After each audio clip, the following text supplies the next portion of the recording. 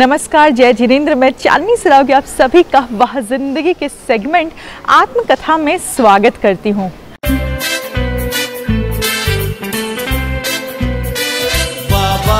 जिंदगी ऐसी जिंदगी हर मोड़ पे है चुनौती, फिर भी अब बेमिसाल जिंदगी। वाह वाह वाह वाह जिंदगी।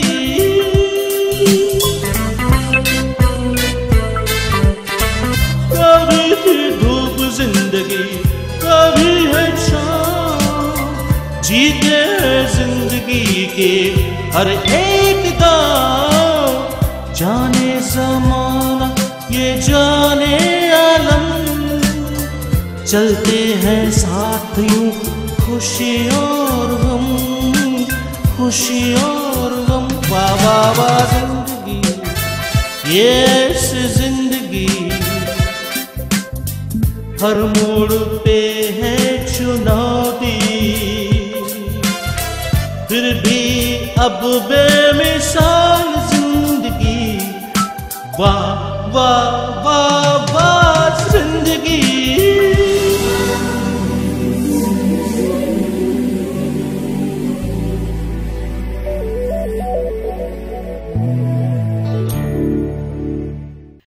आज के इस एपिसोड में, आज के इस आत्मकथा के सेगमेंट में मैं आपके सामने लेकर आई हूँ एक ऐसे व्यक्ति की आत्मकथा जिन्होंने अपनी पेंटिंग्स एवं डिज़ाइनर ज्वेलरी के माध्यम से अपने आप को ना सिर्फ इस देश में बल्कि पूरे विश्व में स्थापित कर लिया है। और मैं बात कर रही हूँ इंदौर के श्री योगेंद्र सेठी जी की, जो कि आज अपने आप में एक ब्रांड बन गए हैं। हमारे समाज में अनेक ऐसे व्यक्ति हैं जो अपनी किसी न किसी प्रतिभा के बल पर अपना एक स्थान बना लेते हैं, पर ऐसे कम व्यक्ति होते हैं जिनमें एक नहीं बल्कि अनेक प्रतिभाएं होती हैं और अपनी हर प्रतिभा के द्वारा वो अपना एक विशेष मुकाम प्राप्त कर लेते हैं। ऐसी ही एक शख्सियत हैं जिन्होंने जहां डिजाइनर डायमंड ज्वेलरी के क्षेत्र में पूरे विश्व में अपने को स्थापित किया, वहीं अत्याधुनिक पेंटिंग्स के द्वारा जैन धर्म के सिद्धांतों को उकेरा और पेंटिंग्स की दुनिया में अपना एक विशेष स्थान बनाया। और उनका नाम है इंदौर के श्री योगेंद्र सेठी।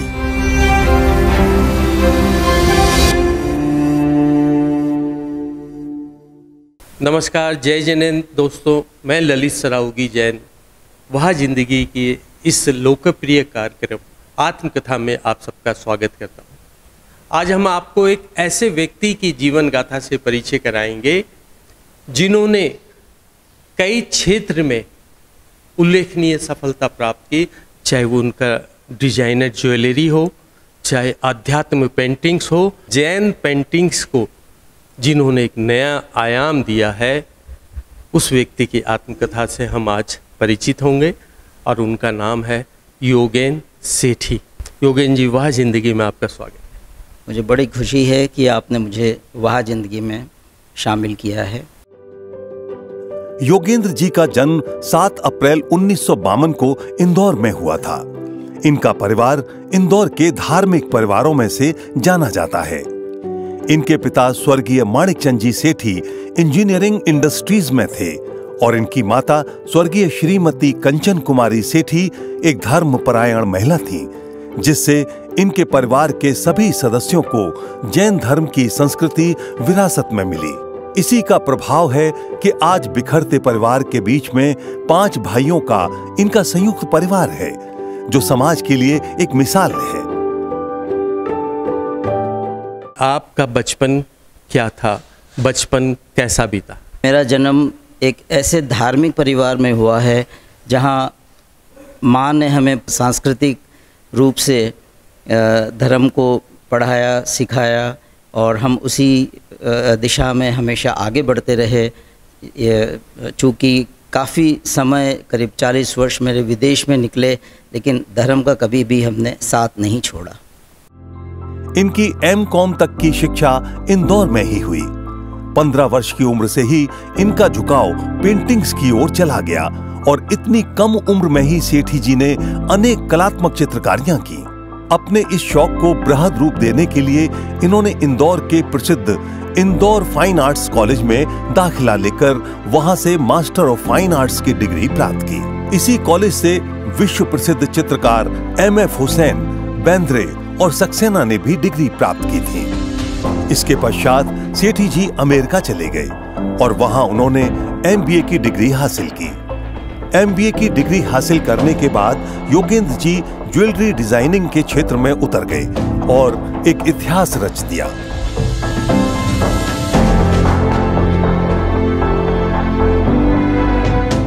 बॉलीवुड के स्टार्स आपकी ज्वेलरी को पहना करते हैं, तो फिर ये पेंटिंग्स की ओर, और वो भी आध्यात्मिक पेंटिंग्स की ओर, ये आपका रुझान कैसे हो गया? देखिए, दोनों क्षेत्र कला के हैं। एक ज्वेलरी डिज़ाइन करना, वो भी कला की दृष्टि से एक बहुत ही इम्पोर्टेंस रखता है, और पेंटिंग्स करना जिसमें खुद को अपना कॉन्सेप्ट करना, तो दोनों का डायरेक्शन तो एक ही होता है।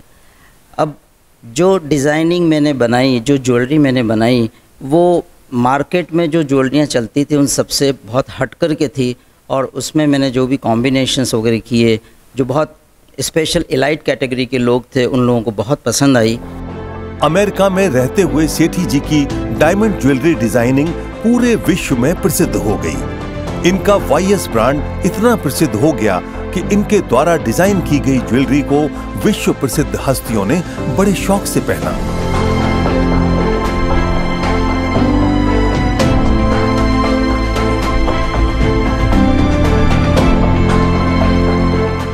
इन्हें अनेक अंतर्राष्ट्रीय सम्मानों से सम्मानित किया गया।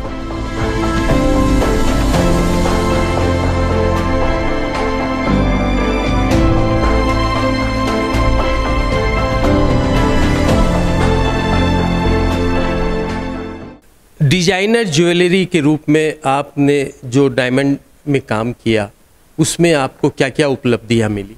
चूँकि मेरा माइंड सेट कलर्स के ऊपर काफ़ी था, कला की दृष्टि से, पेंटिंग्स की दृष्टि से, तो डायमंड के में भी मैंने सिर्फ कलर डायमंड को ही चुना। ये एक बहुत ही स्पेशल और वेरी हाई वैल्यू, एक यूनिक प्रोडक्ट होता है। आपने सबने सफ़ेद डायमंड देखे होंगे, लेकिन पिंक कलर का डायमंड, ब्लू कलर के डायमंड, ग्रीन कलर के डायमंड, ये नेचुरल और इनकी होते हैं और इनकी वैल्यू होती है। इन सब के कॉम्बिनेशन से मैंने ज्वेलरी बनाई। मेरी ज्वेलरी काफ़ी यूनिक साबित होती हैं, और वो लोग ख़ास करके बॉलीवुड वाले या फिर इवन हॉलीवुड के कई स्टार्स ने उनको सराहा है, और उन लोगों ने लिया है और पहना है, और उसका एडवर्टीज़मेंट उन्होंने अपने अपने एरिया में किया है। मैंने एक स्पेशल डिज़ाइन की रिंग बनाई थी, जिसको हेरिटेज के हिसाब से आप एक झूमर जैसा होता है, उसकी एक अंगूठी मैंने बनाई थी, और उस अंगूठी को एक पिछले साल अवार्ड मिला है, एक इंटरनेशनल अवार्ड मिला है। ज्वेलरी डिजाइनिंग के साथ ही सेठी जी पेंटिंग के क्षेत्र में भी नित्य नए आयाम लिखते चले गए। अमेरिका में कई बार इनकी पेंटिंग्स की प्रदर्शनी भी लगी। करीब 40 साल अमेरिका में रहने के पश्चात योगेंद्र जी भारत आ गए। यहाँ आकर इन्होंने जैन धर्म के गूढ़ रहस्यों को अपनी पेंटिंग्स के माध्यम से कैनवास पर उतारा, जिसकी प्रेरणा उन्हें आचार्य श्री विद्यासागर जी महाराज से मिली। पेंटिंग के क्षेत्र में आप कैसे आ गए? पेंटिंग के क्षेत्र में जैसे मुझे आने की ज़रूरत नहीं पड़ी, ये तो शुरू से ही मेरी भावना, मेरी मानसिकता और मेरा माइंड सेट कला की तरफ रहा है। पेंटिंग्स में काम करते करते काफ़ी वर्ष हो चुके थे। तत्पश्चात आध्यात्मिकता की तरफ मेरा मोड़ जब हुआ, जब मैं पहली बार, मुझे आचार्य श्री विद्यासागर जी महाराज के दर्शन कराने के लिए मुनि श्री क्षमा सागर जी महाराज खुद अपने साथ में ले गए, और उन्होंने मुझे उनका इंट्रोडक्शन दिया कि ये योगेन जी हैं और ये डायमंड में डील करते हैं। आचार्य श्री ने मेरी तरफ मुस्कुरा करके देखा और कहा, हीरे की चमक तो शायद इस कमरे तक ही सीमित होगी, लेकिन यदि आत्मा को आप चमकाओगे तो वो ब्रह्मांड में फैल जाएगी। वो बात 25 वर्ष पुरानी है। मेरे दिमाग में इस कदर बैठ गई, उनका आशीर्वाद लिया और करीब 2-3 वर्ष तक मैं सोचता रहा कि इस सब्जेक्ट को मैं कैनवास पर कैसे उतारूं। अल्टीमेटली मैंने उसको कैनवास पर उतारा और उसकी पेंटिंग बनाई। वाह जिंदगी की टीम जब सेठी जी के स्टूडियो पहुंची तो अवाक रह गई। हमारी नजरों के सामने थी जैन धर्म के मर्म, सिद्धांत और गूढ़ रहस्यों को अत्याधुनिक तरीके से प्रदर्शित करने वाली अनेक बेशकीमती पेंटिंग्स।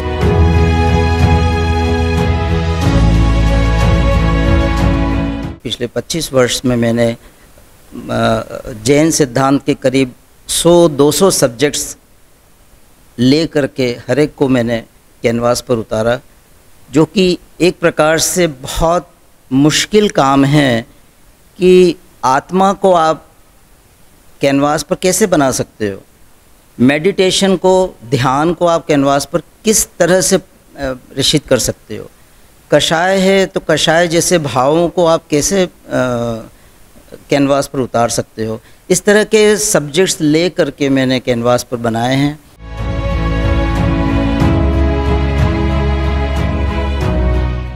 अब वक्त हो चला है लेने का एक छोटा सा ब्रेक, कहीं जाइएगा मत।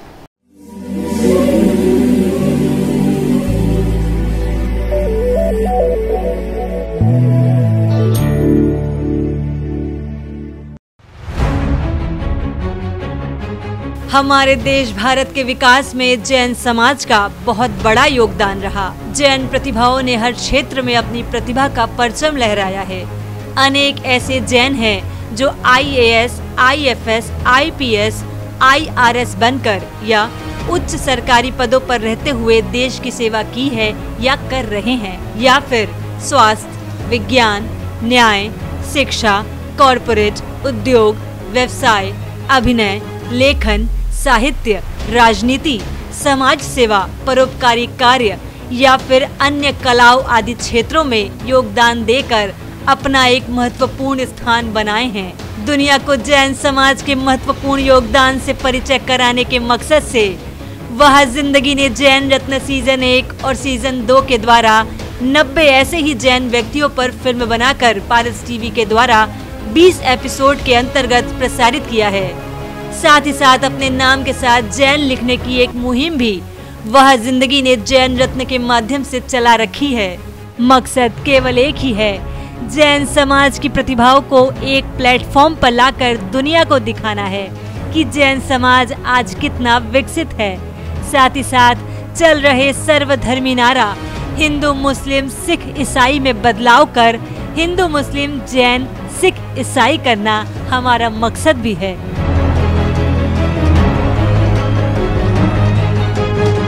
इन जैन रत्नों पर फिल्म बनाने के लिए वह जिंदगी की 8 सदस्यीय टीम ने सड़क मार्ग, रेल मार्ग, हवाई मार्ग के द्वारा करीब 2 लाख किलोमीटर का सफर तय किया। अब वह जिंदगी जैन रत्न सीजन 3 की शूटिंग पूरे देश में शुरू हो चुकी है, जिसके द्वारा 50 और जैन रत्नों पर फिल्म बनाई जाएगी, जिसे 10 एपिसोड्स के द्वारा प्रसिद्ध टीवी चैनल आदिनाथ पर प्रसारित किया जाएगा। इसके लिए हमारी टीम पूरे देश का भ्रमण कर रही है। अगर आप भी किसी ऐसे जैन रत्न को जानते हैं जिसने अपने साथ ही साथ अनेकों की जिंदगी को बनाई है वह जिंदगी, तो हमें सूचित करें। हमारी 8 सदस्य टीम उनके पास जाकर उन पर फिल्म बनाएगी। हम उन्हें जैन रत्न सीजन 3 में शामिल करेंगे। हमसे संपर्क करें। ललित सरावगी जैन, कोलकाता 9331722031। सबिता जैन, कोलकाता 9038348983।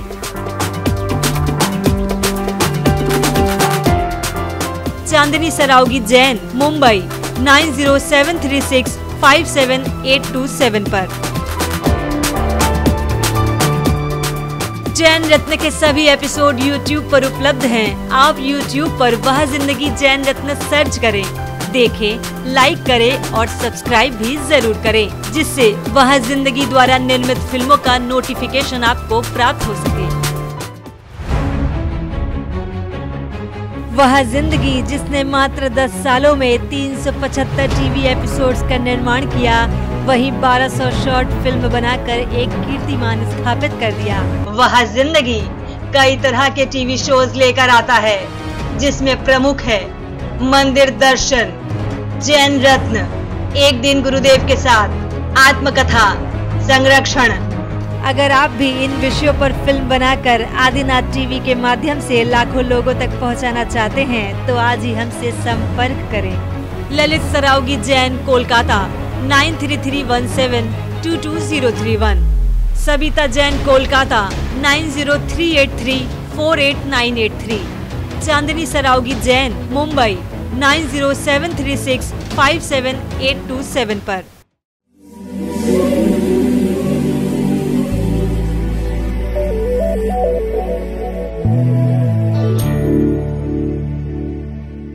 ब्रेक के बाद मैं चांदनी सरावगी एक बार फिर से आप सभी का इस एपिसोड में स्वागत करती हूँ।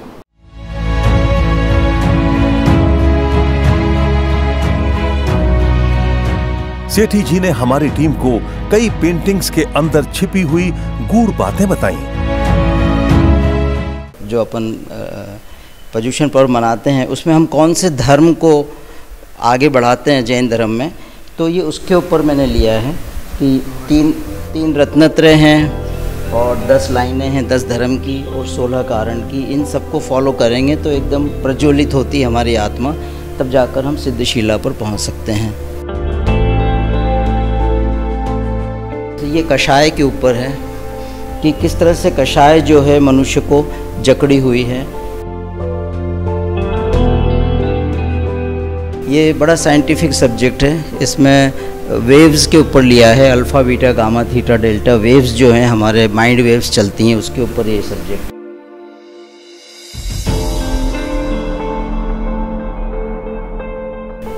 ये हमको इस काल में 3 शरीर हमको जो मिले हैं वो 3 शरीर के ऊपर लिया है। जैसे ये है आहार शरीर, ये तेजस शरीर और ये कारमान शरीर। इस कारमान शरीर में हमारी आत्मा पूरी ब्लॉक्ड है, बंद पड़ी हुई है, तो आत्मा कैसे बाहर निकले ये उस संबंध में एक पिक्चर मैंने बनाया है। ये हमारी शुद्ध आत्मा है और ये शुद्ध आत्मा जो है ये 148 कर्म हैं, 8 कर्मों के भेद मिलाकर 148 लाइनें हैं और ये हमारे कर्म शुद्ध आत्मा पर आच्छादित होकर के ख़त्म कर देती हैं। लेकिन यदि 1 सेकंड के लिए भी, उस क्षण के लिए भी, या जो बोलते हैं अंतर मुहूर्त के लिए भी, यदि हमें कोई एनलाइटनमेंट प्राप्त होता है तो इस तरीके से ये पूरे 148 कर्म नष्ट हो सकते हैं उस तत्क्षण के लिए।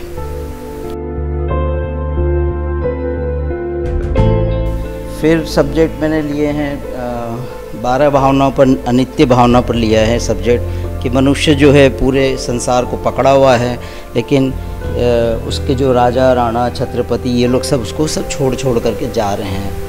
ये उस पर सब्जेक्ट है। एक सब्जेक्ट मैंने अलग से और चुना है कि 9 ग्रह जो हैं, जो ज्योतिष लोग ये 9 ग्रह को मान करके ही ज्योतिषी बनाते हैं, लेकिन जैन शास्त्रों के हिसाब से 6 द्रव्यों का जो कॉम्बिनेशंस होते हैं उससे हमारा ग्रह चलते हैं। तो ये 6 द्रव्य बनाए मैंने, जीव, पुद्गल, धर्म, अधर्म, आकाश, काल। सब लोग देवशास्त्र गुरु की पूजा करते हैं और उसमें एक शब्द आता है अष्टम वसुधा पाने को कर्मे 8 द्रव्य लिए। तो मैंने ये अष्टम वसुधा के लिए बनाया है। नीचे 7 लाइनें हैं, 7 धरती हैं, 7 नरक की है और फिर ये हमारा कॉस्मोस है।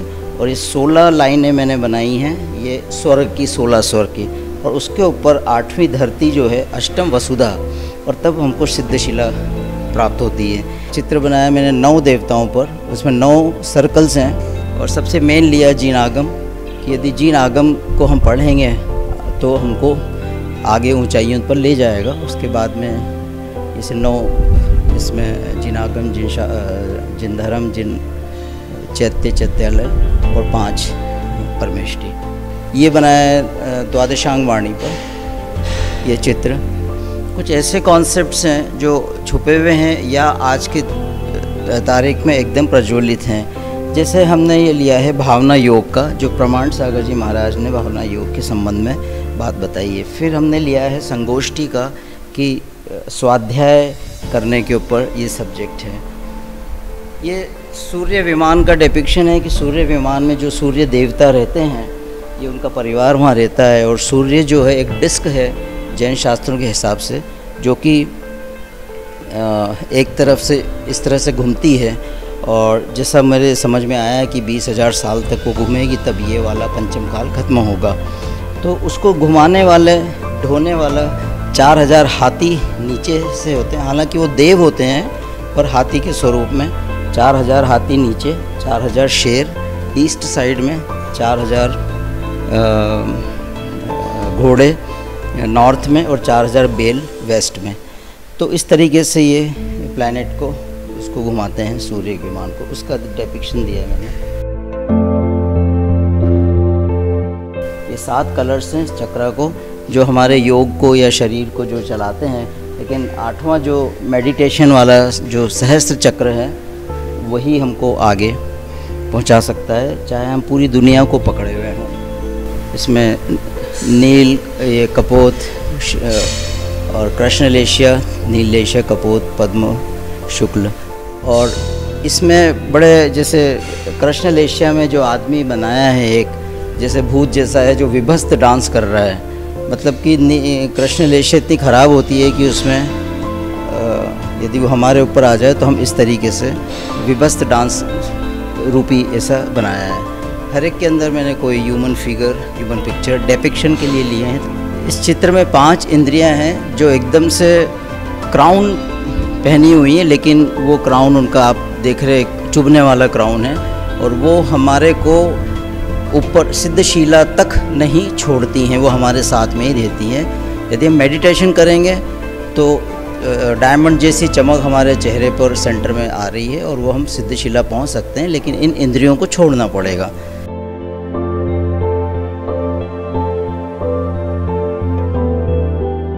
स्वस्तिक बहुत सिंपल चीज़ है, और सबसे पहली लकीर हमारे जन्म की होती है कि जब हम जन्म लेते हैं तो ऊर्ध्व दिशा में चलते हैं, इसलिए नीचे से ऊपर की हमें लकीर बनानी है। दूसरी मरण की होती है, जो वेस्ट टू ईस्ट होता है, ये मरण की लकीर है।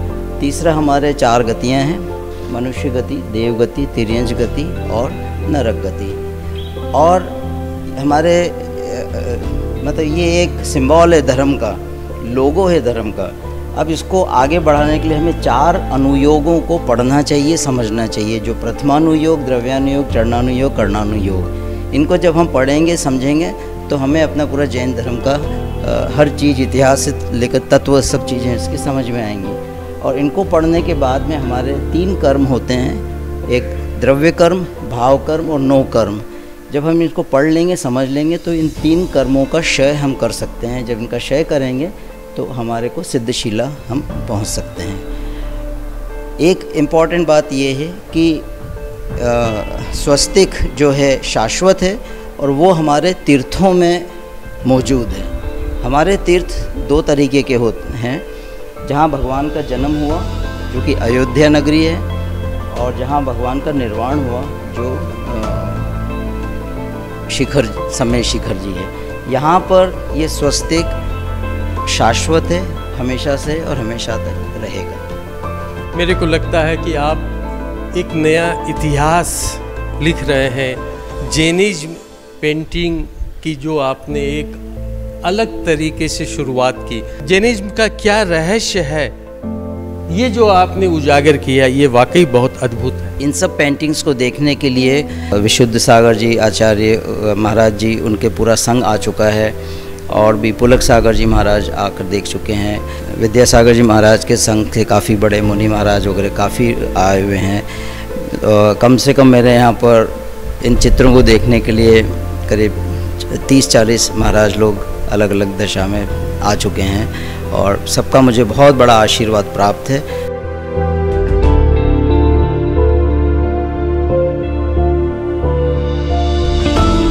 मेरे हाथ में आपकी बुकलेट है जिसमें लिखा हुआ है diamond soul.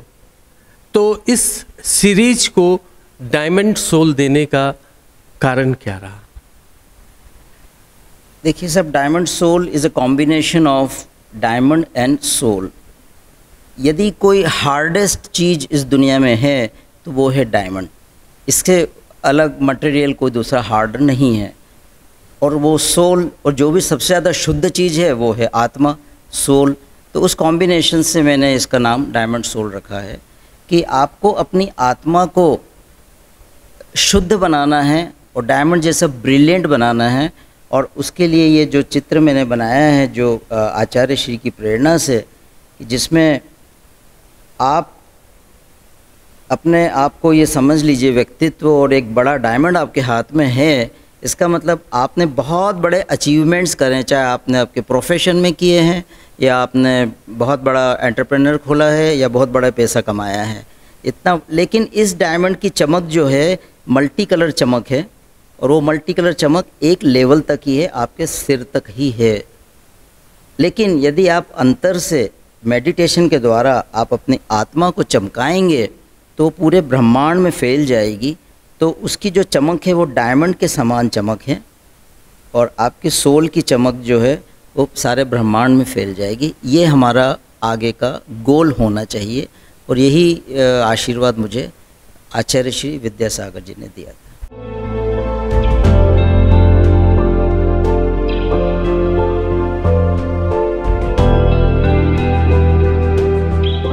Yogendra ji, diamond soul के नाम से जो आपने सीरीज बनाई, जैनिज्म पेंटिंग जो आपने नाम दिया, तो क्या ये केवल जैन समुदाय तक ही सीमित है, उन्हीं को समझ में आने वाली चीज़ है, या अदर समाज के लोग भी उसको जानना चाहेंगे या उसका अर्थ उनको समझ में आएगा?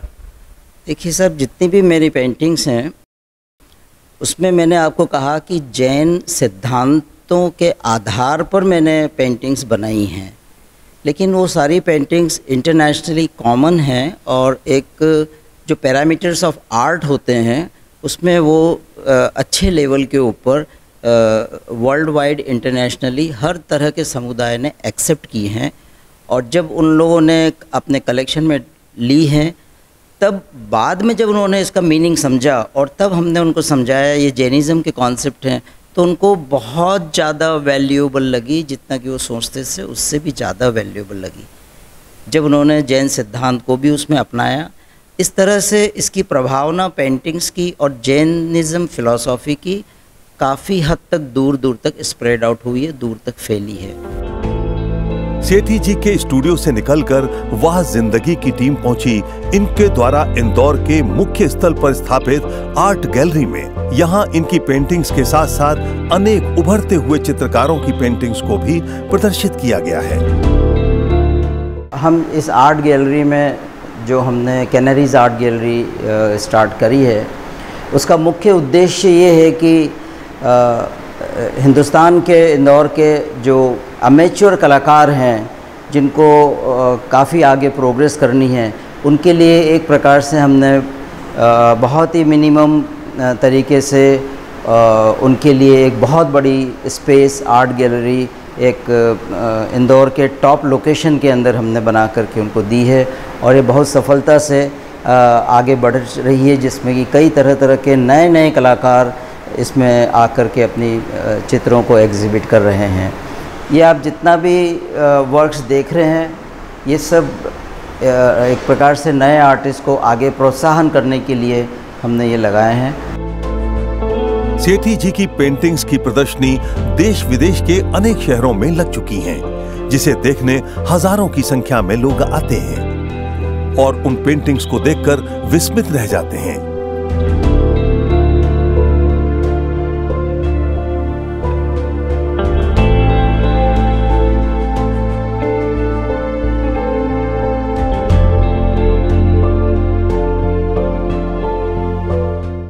आपने क्या अपनी पेंटिंग्स की एग्जीबिशन वगैरह भी कभी लगाई है क्या? हाँ, मेरी पेंटिंग्स की एग्जीबिशन बरसों से लगती आ रही है। अगेन करीब 30-35 साल से मेरी एग्जीबिशन लगी हुई है। शुरू में इंडिया में बम्बई, दिल्ली, जयपुर में काफ़ी फेमस हुई, न्यूयॉर्क में, सैन फ्रांसिस्को में, बॉस्टन में, डेट्रॉइट में, सिंगापुर में भी एग्जीबिशन लगी है।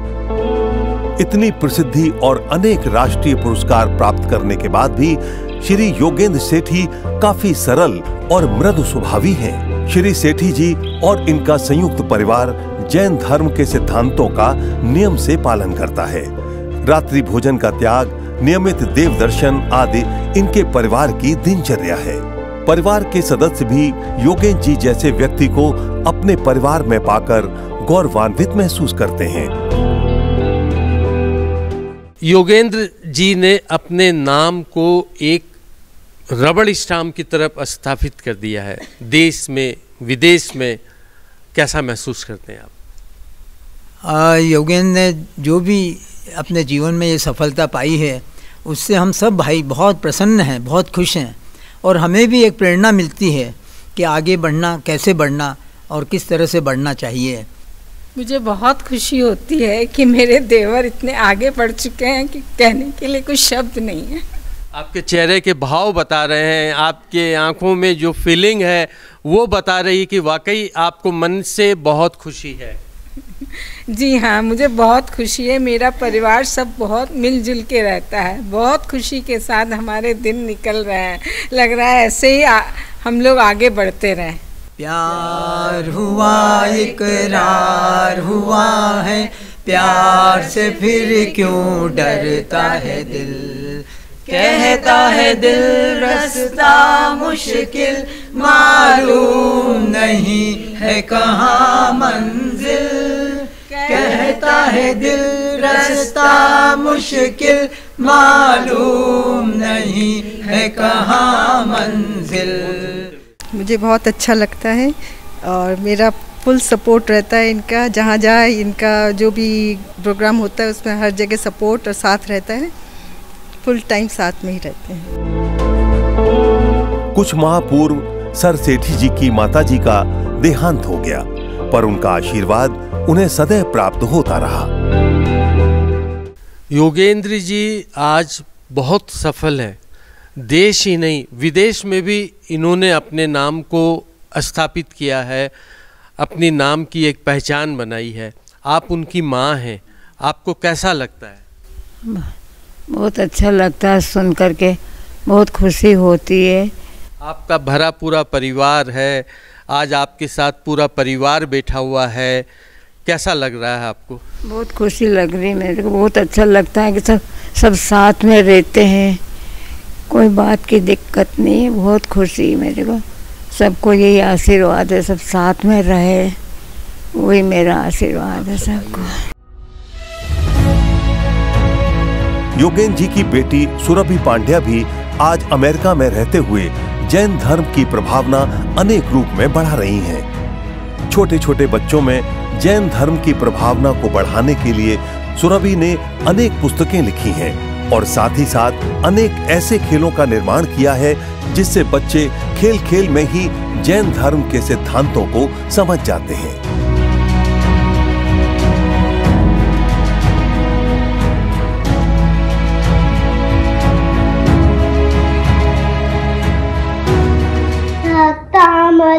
तनतमौलिमणि प्रभाना उद्योक्तकं दलित पापतमोवताना सव्यक्कलं निजन पादेघं जगादा वालं बलं भवजले पततां जना।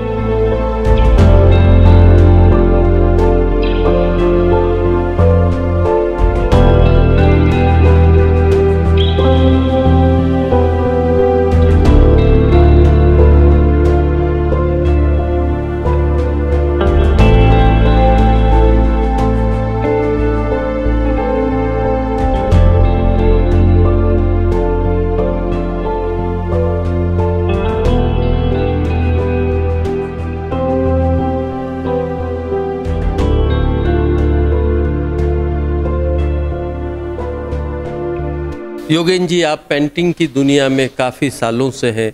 कितनी पेंटिंग्स आपने बनाई होगी, अपने ब्रशों से आपने खेला होगा, कितने कैनवास आपने बनाए अभी तक? देखिए, एक अंदाजन मैं ज़रूर कह सकता हूँ कि मेरे 50 साल की जर्नी में आर्ट में कम से कम 1000 पेंटिंग्स से ज़्यादा मैंने बनाई हैं।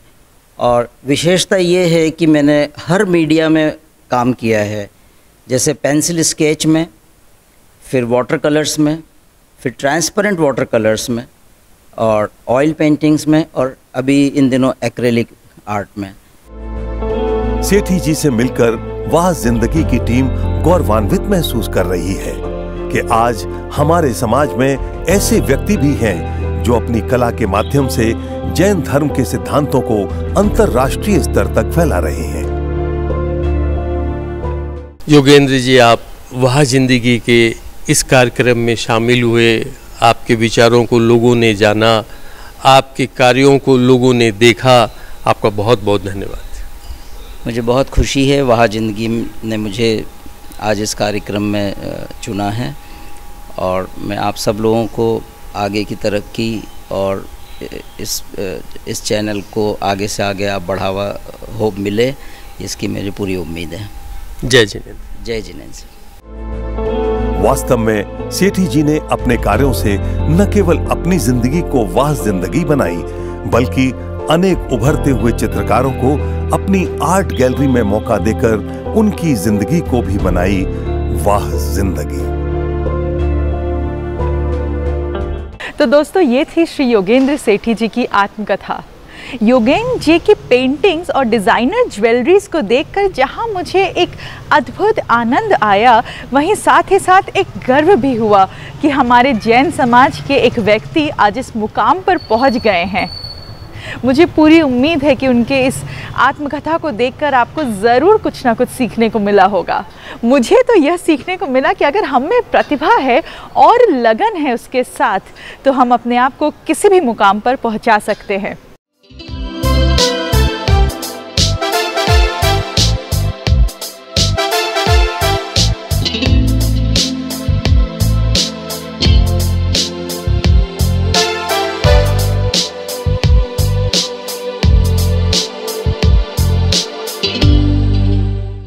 और अब इसी के साथ मैं चांदनी सरावगी आप सभी से विदा लेती हूँ।